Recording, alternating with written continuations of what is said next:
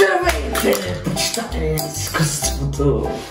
Отново съм аз, Андрейски художник. И днес ще използваме ето тази съвършена кръгла пица за работа, за наше платно. Питате се какво ще се творя днес? Днес ще сътворим маргаритка! По случай идващата пролет ще нарисуваме маргаритка в полет. Нека почваме, за това ще използваме тези уникални боички, сосове. С какво да започнем? Да, виждам го вече. С душата го виждам. Ще започнем с жълтата тичинка от горчица.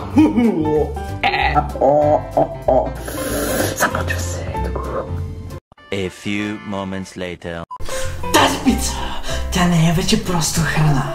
О, не. Тя е храна за душата. Вижте тази щастлива маргаритка, която сътворих. Не ви ли си иска и вие да бъдете толкова щастливи като мен?